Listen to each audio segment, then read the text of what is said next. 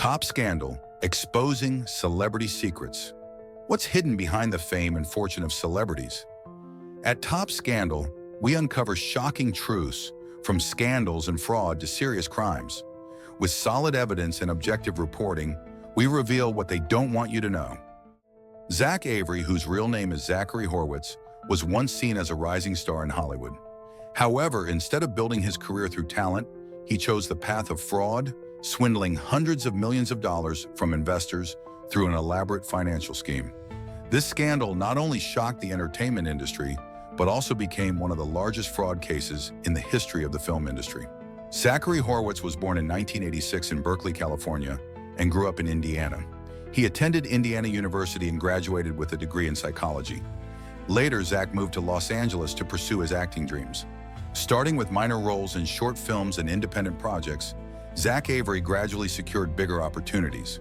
He appeared in movies such as Trespassers, 2018, The White Crow, 2019, and The Last Moment of Clarity, 2020. Though not a major star, Zach maintained an image of a promising actor, frequently attending entertainment events alongside industry figures. Beyond acting, Zach invested in the film industry and founded his own company with ambitions of creating a production and distribution empire. However, instead of working hard to develop his career, Zach Avery took a different path, defrauding investors in the film industry. In 2013, Zach Avery founded One in Capital LLC, claiming that the company had exclusive film distribution contracts with major platforms such as Netflix, HBO, and Amazon. He convinced investors that his company would buy movie rights from international producers and distribute them in the US, promising high returns. Zach used forged documents, fake contracts, and fabricated emails from Netflix and HBO to gain investors' trust.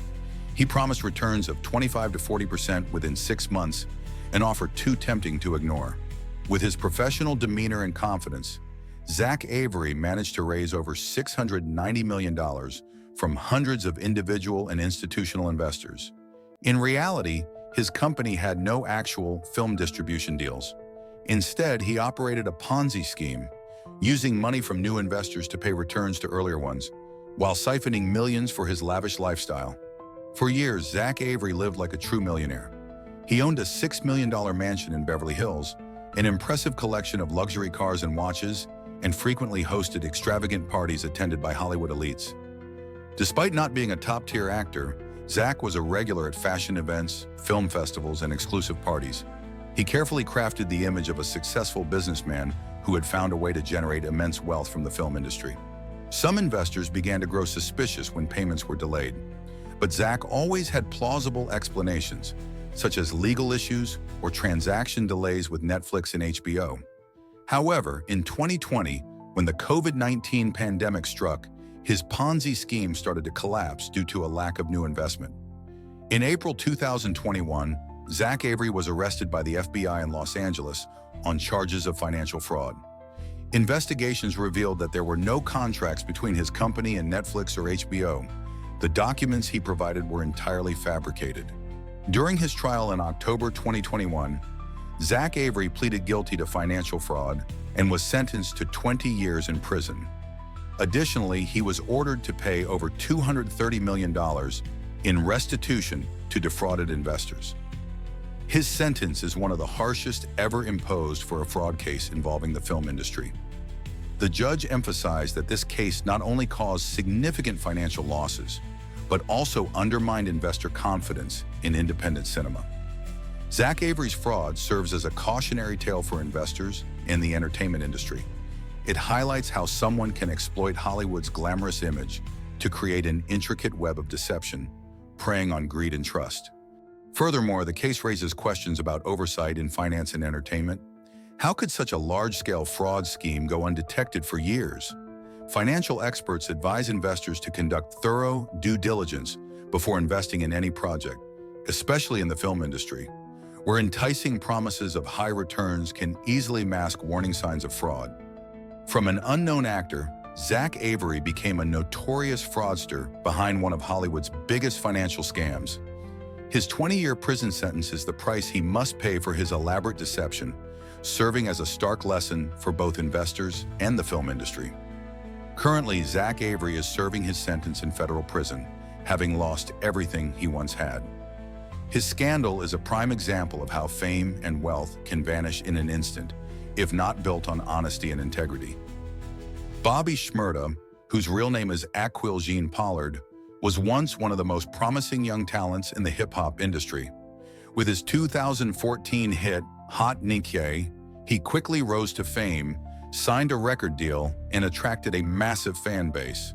However, his soaring career was overshadowed by serious legal troubles, leading to his arrest and imprisonment, marking one of the most unfortunate downfalls in modern rap history. Born in 1994 in Miami, Florida, and raised in Brooklyn, New York, Bobby Shmurda had a difficult childhood. Despite facing many challenges, he found solace in music and began rapping at a young age. His breakthrough moment came in 2014 with the release of Hot Nikye, a song that became a viral sensation thanks to the Shmoni dance featured in the music video. The success of the song earned him a contract with Epic Records and put Bobby Shmurda on the path to becoming one of the biggest hip-hop stars. His music resonated with audiences, and his charisma made him a beloved figure in the industry. However, as his career flourished, legal issues started to arise. In December 2014, Bobby Shmurda was arrested along with several members of the GS9 group in a massive police crackdown targeting gang-related violence and drug trafficking. The charges against him were severe, including conspiracy to commit murder, reckless endangerment, and illegal weapons possession. Prosecutors alleged that Shmurda was involved in multiple violent incidents, including shootings and drug dealings, arguing that GS9 was not just a rap group, but an active criminal organization. His lyrics, which frequently referenced street violence, were even used as evidence against him in court. Initially, Shmurda pleaded not guilty, claiming he was unfairly targeted due to his rising fame. However, facing the possibility of a life sentence, he eventually accepted a plea deal in 2016. Under this deal, he was sentenced to 7 years in prison, later reduced to 5 years with time served. During his incarceration, Bobby Shmurda remained a subject of public interest.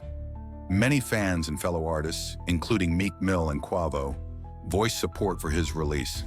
His case also sparked debates about the criminal justice system and the use of rap lyrics as courtroom evidence. While serving his sentence, Shmurda reportedly maintained good behavior and participated in prison rehabilitation programs, aiming for early parole. Finally, on February 23, 2021, he was released after nearly 7 years behind bars. His return was met with overwhelming excitement from the hip-hop community, with many viewing it as a second chance for the rapper to rebuild his career. After his release, Bobby Shmurda quickly re-entered the music industry. He was welcomed back as a hero by fans and fellow rappers. In multiple interviews, he spoke about his plans to stay out of trouble and focus entirely on music and business ventures. Although he has released several songs since his return, his career has yet to reach the heights it once did. The rap industry has evolved in his absence, and adapting to new sounds and trends remains a challenge. Bobby Shmurda's case serves as a cautionary tale for young artists navigating the music industry while maintaining ties to their past. His legal troubles highlight the consequences of gang affiliations and how law enforcement closely monitors rappers, often blurring the line between art and reality. His story has also fueled discussions about the use of rap lyrics as evidence in criminal trials, with critics arguing that it unfairly targets Black artists and restricts creative freedom.